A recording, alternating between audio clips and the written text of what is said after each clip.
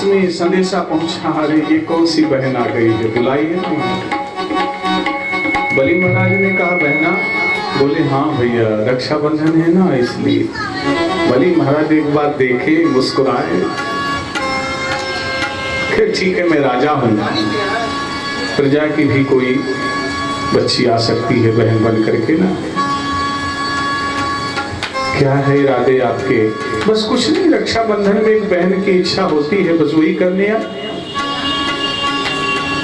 भैया मेरी यह इच्छा, बंधवा लो हाथ में रक्षा, बस एक इच्छा। भैया मेरी यह इच्छा, बंधवा लो हाथ में रक्षा, ऐसो समय न बारंबार बहना बनी, ऐसो समय न बारंबार बहना बनी दूर से आई, ऐसो समय न बारंबार बहना बनी दूर से आई, रक्षाबंधन का त्योहार बहना बनी दूर से। महाराज ने कहा कैसे आई है, किस साधन से आई है? बोले भैया बस चली आई है। अकेले? बोले हाँ। तो जीजा जी कहाँ है? लक्ष्मी जी मुस्कुराई और बोले अब ये ना पूछो भैया, अब ये तो पूछो ही नहीं, तेरे जीजा की मैं क्या बताऊं कहानी। अगर तुम्हारे जीजा इस लायक होते तो मुझे यहाँ क्यों आना पड़ता? पहले राखी बंधवा लो। लक्ष्मी ने हाथ कहो है और बलि को बांध दियो है,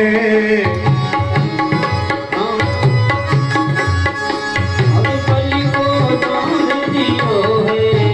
लक्ष्मी ने हाथ कहो है और बलि को बांध दियो है, लक्ष्मी ने हाथ कहो है और बलि को बांध दियो है। बहना, अब रक्षाबंधन हुआ, चाहिए क्या? बस भैया एक छोटी सी चीज। वो क्या? भैया मांगू पहरेदार, बहना बड़ी दूर से आई,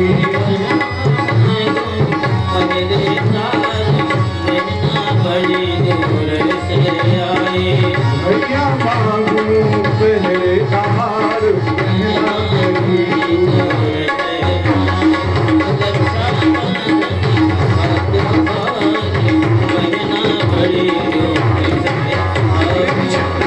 प्रभु की। बलि महाराज ने कहा तो कोई बढ़िया शक्तिशाली पहरेदार दे दो जो सुरक्षा करे। बोले भैया कमाई धमाई कुछ है, अब बहुत जिम वाला पहरेदार पकड़ा दोगे तो खुराक कहाँ से आएगी, इसलिए कोई हल्का फुल्का। बोले तो इतने पहरेदार खड़े हैं, इनमें से जिसका चयन करो। लक्ष्मी ने इशारा किया वो वाला। बोले वो छटंका चाहिए? बोले हाँ। बलि ने कहा कि उसको छोड़ के किसी को, ये सब चाहो तो सब ले लो। आज बोले भैया वही मतलब का, एक आध रोटी में खुश हो जाएगा, खर्चा पानी ज्यादा नहीं लगेगा। बोले वो व्यवस्था में कर लूंगा। बोले नहीं नहीं, बस वही वाला दे दो। बलि ने कहा अच्छा, तो तुमको पता है कि पहरेदार का वेतन कितना है? पता है ना? बोले ये तो पता नहीं, जितनी संपत्ति मेरे पास में थी सब दांव में लगा दी,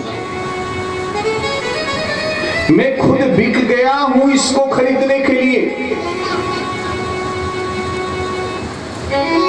क्या आप समझ नहीं कि ऐसे साधारण पहरेदार है? बोले भैया मैं भी तो बिक गई हूँ। बोले तुम भी बिक गई? बोले और क्या, जब भाई बिक गया तो बहन भी बिक गई। अब ऐसा करो, बहाने न मारो, दे दो इसे। ठीक है दे दूंगा, लेकिन अब बहन जी थोड़ा परिचय बता दो अपना। अब मुझे शंका हो गई है आपको। बोले बहन के ऊपर भाई को शंका? बोले हाँ थोड़ा सा बता दो कि कौन है आप और क्यों जिद पे अड़ी ही चाहिए। भैया जानना चाहते हो कौन है? हाँ। प्रकट हो रही लक्ष्मी। ओ आप लक्ष्मी मेरे दरवाजे पे जबरदस्ती घुस करके आ गई। बोले हाँ भैया। वाह, बलि ने कहा वाह क्या, कितना भाग्यशाली। अब मुझसे ज्यादा तो भाग्यशाली इस ब्रह्मांड में कोई नहीं। अब बहन जी से मैं भाई हूं, यद्यपि रक्षाबंधन को बहन को अधिकार होता है, लेकिन स्पष्ट शास्त्र कहते हैं, स्पष्ट कहते हैं भगनी ग्रहे भोजनम, रक्षाबंधन के दिन भाई को बहन के घर में भोजन करना चाहिए। अब बताओ चलो। आप सोचा कि अब भाई है तो मना तो नहीं कर सकते। जिस बैकुंठ के लिए बड़े बड़े योगींद्र मुनींद्र तरसते हैं, उस बैकुंठ में अब बहन का घर है? नहीं भैया वहां नहीं, अब बहुत दूर जाना पड़ेगा ना, बहुत दूर है। तो फिर यही? बोले हाँ। तो एक काम करो, जीजा जी तो पधारे हैं पहले से, अब दीदी भी यही रहे तो ज्यादा ठीक रहे। भाई का थोड़ा सा कुछ है भाई के पास, लक्ष्मी जी का भी वास हो। एक कंस से साक्षात लक्ष्मी और नारायण दोनों सुतल लोक में बलि महाराज के यहाँ पास। बोले लक्ष्मी नारायण भगवान की जय हो। हम भगवान को सर्वस्व समर्पित कर दें तो परमात्मा नहीं खुश होते हैं जब तक हम स्व को समर्पित न करें, स्वयं को न समर्पित करें। इस प्रकार से बलि परम भागवत बहुत बड़े भगवान के भक्त हैं और भागवत जी का एक स्कंद केवल ही। आइए आनंद लेते हैं भगवान की अनंत कथाओं पर। कथाएं तो बहुत है, अब इतनी कथाओं को इतनी जल्दी करना, भाव बहुत है, समया भाव भी सबसे जबरदस्त है। अब वैसे तो हमने कल कुछ बताया था, टाइम के नहीं बताया, क्या बताया था? और हमने यही भी कल कहा था कि कोई पानी वानी नहीं पिएगा। अब नहीं पिए, लेकिन ये लोग तो देखिए दिखा दिखा के पीते हैं। तुम्हारा देखिए हमारा जलवा है, ये जलवा है देखिए। अरे महाराज ये सब तो साधारण पंडित जी नहीं है, इसीलिए इनको बरगैया कहा जाता है, इसे थोड़ा कहते हैं। पूरे भक्त वत्सल भगवान की। आइए आनंद लेते हैं भगवान की कथा का। आज भगवान श्री कृष्ण का जन्मोत्सव है, लेकिन प्रभु श्री राम की कथा भी बीच में है। महाराज परम भागवत अम्बरीश की कथा है, संक्षिप्त में बोलेंगे उसे।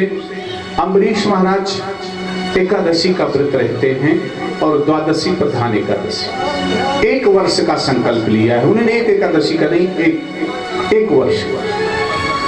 और एक दिन एकादशी का व्रत कार्तिक के महीने में जो पड़ता है, व्रत को किया है, पारण करने का समय आ गया है इनके। और पारण करने के लिए जैसे तैयार होते हैं वैसे दुर्वासा ऋषि आ जाते। दुर्वासा ऋषि पूरी मंडली के साथ में आए। अब महात्मा आ गए हैं तो अकेले पारण कैसा? महाराज नदी में स्नान ध्यान के लिए चले गए दुर्वासा ऋषि। द्वादशी तिथि समाप्त होने वाली थी, धर्म संकट में पड़ गए। विद्वानों से पूछा महाराज ने क्या करें हम? एक तरफ अतिथि है, दूसरी तरफ त्रयोदशी तिथि है, कैसे?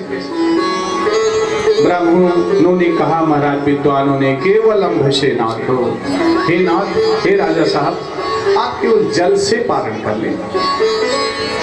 थोड़ा सा जल ग्रहण किया, जैसे ग्रहण किया वैसे दुर्वासा ऋषि।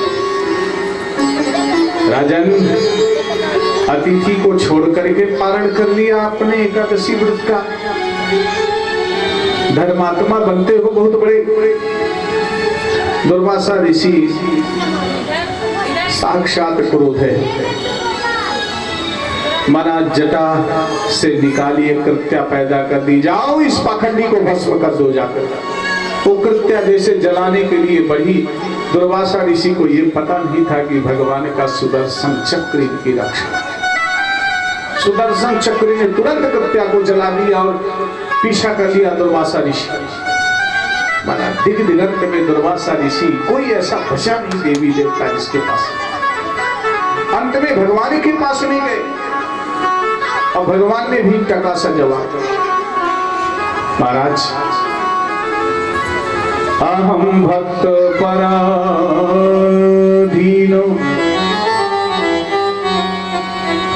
साधु नाम हृदय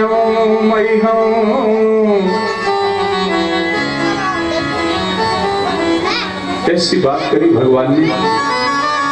मैं स्वतंत्र नहीं हूं निर्णय लेने में, आपने जिसका अपराध किया है उसी के पास चले जाओ।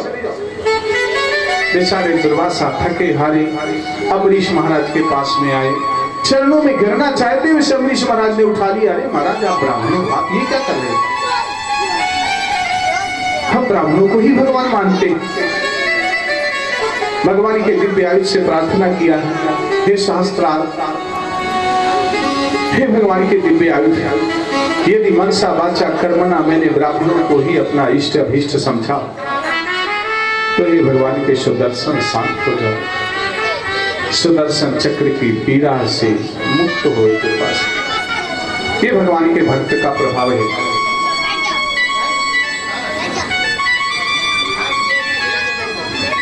एक बड़ा प्यारा वंश है सूर्य वंश। सूर्य वंश से ही प्रादुर्भाव हुआ चंद्र वंश का, इसी वंश से प्रादुर्भाव हुआ निमि वंश। सूर्य वंश का नाम इक्ष्वाकु वंश, सूर्य वंश का नाम रघुवंश, और इसी वंश में एक से एक धर्मात्मा प्रतापी वीर राजा पैदा हुए। श्री अयोध्या के राजा है, श्री अवध के चक्रवर्ती सम्राट राजा धिराज महाराज दशरथ। 60,000 वर्ष बीत गया राज्य करते करते, लेकिन कोई संतान नहीं। राजा सब चिंतित, प्रजा टकटकी लगाए अयोध्या की उत्तराधिकारी देख रही है। इतने बड़े साम्राज्य का कोई उत्तराधिकारी नहीं। गुरु बाबा के यहाँ गए, निज सुख दुख सब गुरु ही सुनायो।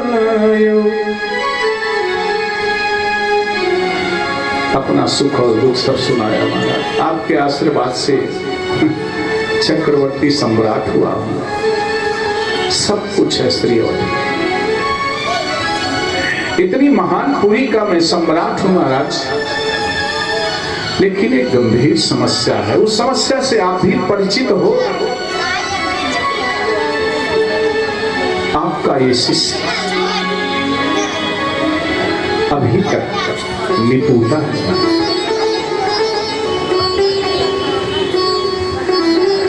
अयोध्या की प्रजा जब मेरी तरफ देखती है तो मुझे बड़ा संकोच लगता है।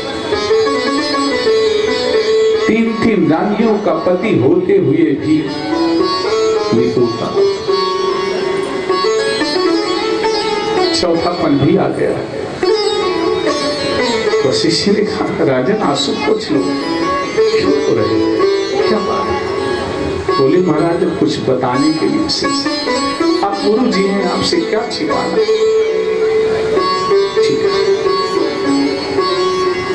धरहु धीर हुई है सुतचारी। महाराज एक के लिए आए हो ना, 4 होना, कब होंगे?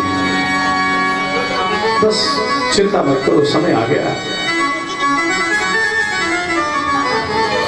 चक्रवर्ती सम्राट राजमहल में गए और गुरु बाबा प्रयासराय संग ऋषि को बुलाया, पुत्रेष्टि यज्ञ का आयोजन किया है। यज्ञ के मध्य से ही अग्नि देवता प्रकट, हाथ में हबी है अग्नि देवता की।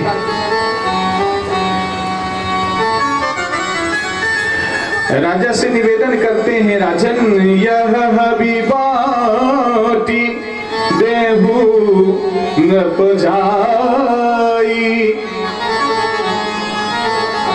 रानियों को खिला दो महाराज।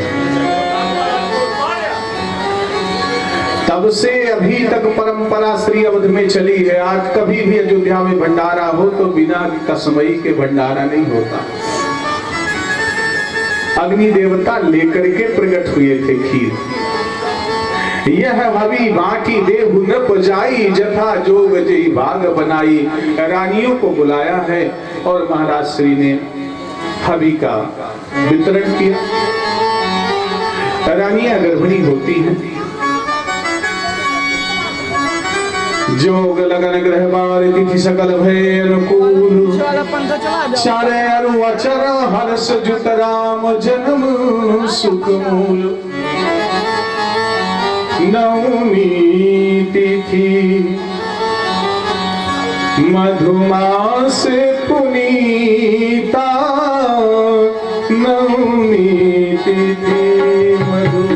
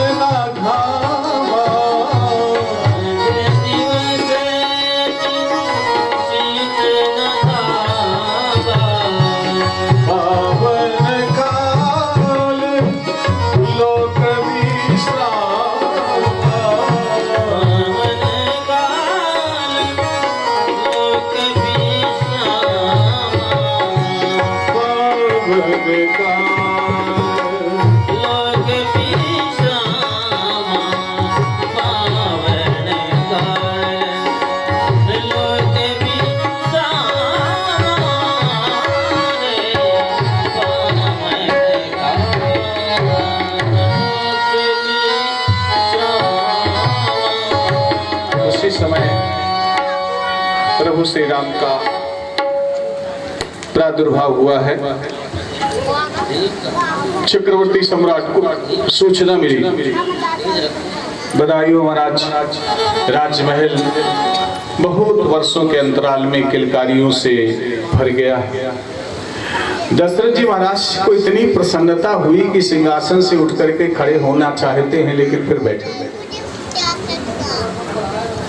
पिता को जब सबसे पहले पता चलता है कि मेरे घर में पुत्र का जन्म हुआ है, तो केवल अनुभव किया जा सकता है, वाणी से नहीं व्यक्त किया जा सकता। चाहत उठन करत मति धीरा, उठना चाहते हैं लेकिन फिर बैठ गए।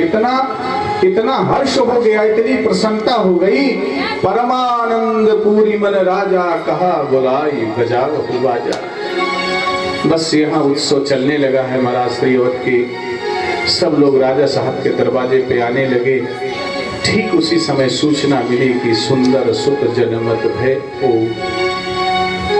और जो दो रानियां हैं उन्होंने भी राजकुमारों को जन्म दिया। सूर्य भगवान पुरखा हैं। अब घर में उत्सव हो और बुढ़ों का ख्याल न किया जाए। जो घर के वृद्ध हैं सबसे पहले तो उन्हीं को बधाई देना चाहिए, लेकिन अब इतना बड़ा उत्सव है किसी को पता ही नहीं है। सूर्य भगवान ने कहा चलो बच्चे हैं, भूल गए होंगे। अब बूढ़े अगर भूल जाए,